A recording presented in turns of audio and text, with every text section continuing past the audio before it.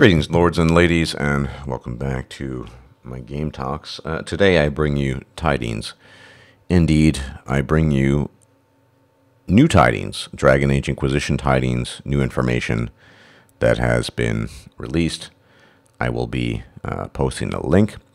But basically there's a goodly number of new tidbits and new relevant information that has been released. Was released yesterday. In case you haven't read it yet, I will be reading it out and then commenting. So, noteworthy points. 1. There will be 5 regions in Dragon Age Inquisition: Ferelden, the Free Marches, Orlais, Navarra, and the Dales. Sounds like Icewind Dale. 2 of the areas you can expect to visit are a war-torn region, Orlais, and an elven burial ground known as the Emerald Graves. The Emerald Graves, according to executive producer Mark Dara, is where the Dalish elves planted 1 tree for every soldier killed in the Exalted Marches. According to the magazine, while enemy levels don't scale to your characters, you can effect environmental changes to drastically influence local settlements, establish trade routes, capture territory, and disrupt the local ecosystem. Wild flora and fauna, useful for crafting, can be hunted to scarcity, allowing other species to proliferate. Defeating intelligent enemies like bandits or dragons will have a significant effect on a given region. 2. Dragon Age Inquisition companions. There will be no DLC companions, according to creative director Mike Laidlaw.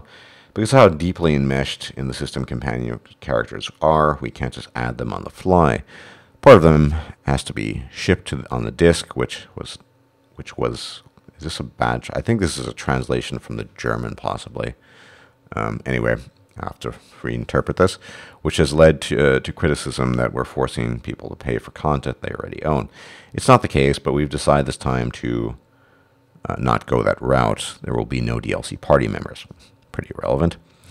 So, Solus is an apostate and expert on the Fade. Whoever that is. The Iron Bull is confirmed as a companion who is described as a one-eyed mercenary and outcast from the Qunari faith. So he's probably, obviously Qunari. And Syrah is confirmed as a companion and is described as an elven archer. Little is known about them, referring to both Syrah and the Iron Bull at this point, particularly Syrah, who turned up seemingly by accident during one of this combat demonstrations. I think this has to be a translation. Sorry. 3, the dialogue wheel. We have 3 wheels that we can use in response to any given piece of dialogue, says Gator. One of those is what we call the tone wheel, which is mostly for role-playing choices. The other 2 are the choice wheel for taking an action or stating an opinion, and the reaction wheel for emotional moments. 4, the Inquisitor. There will be 4 voices for the Inquisitor, 2 for each gender for all races. To address why the same voices apply to all races, Mike Laidlaw made the following statement.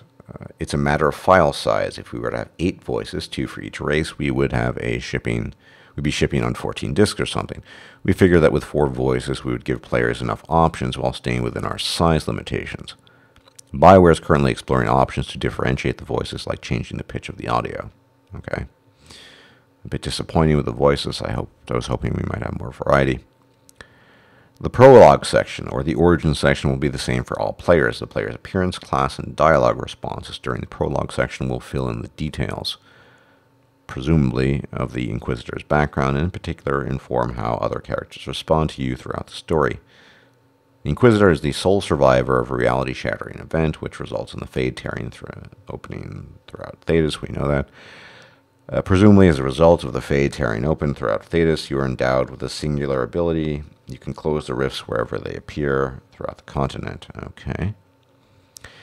Endings. This is where it really gets a bit hairy. BioWare is promising a staggering 40, that is 40, possible endings for the game, dependent not only on choice made in character generation, but by actions taken throughout the storyline.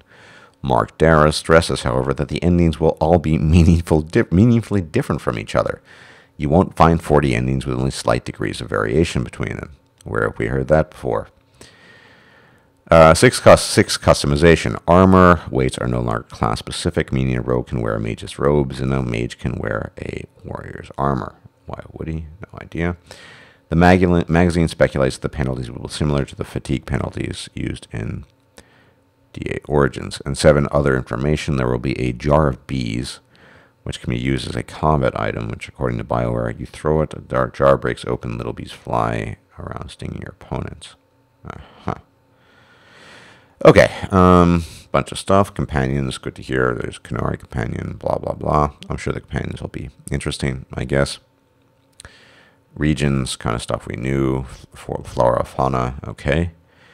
Dialogue wheel, that sounds interesting. Emotional reaction moments versus choice, blah, blah, blah. But there will be 4 voices for the Inquisitor, 2 for each gender for all races. So, yeah.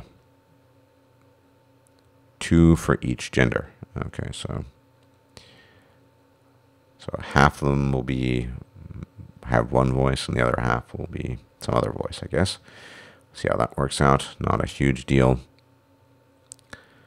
And yes, the interesting thing, 40 endings, which, quote, will all be meaningfully different from one another.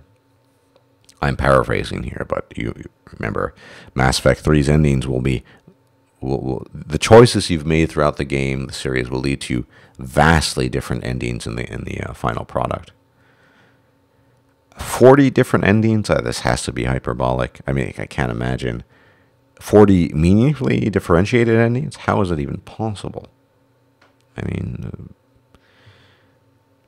although I suppose differentiated is relative. It could mean that in one ending, the dragon is missing a talon, and the other it has extra talons. I mean, who knows?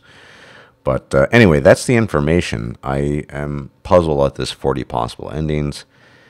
Who knows? The devs, the developers, tend to engage in doublespeak to begin with, so only the gods know, and only the gods tell, or can tell us, rather.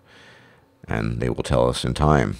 Should we all live to the release date, we shall see and we shall experience what it is they're talking about with these 40 endings. Anyway, as always, may the gods watch over you. The gods of Dragon Age in this case. Bye-bye.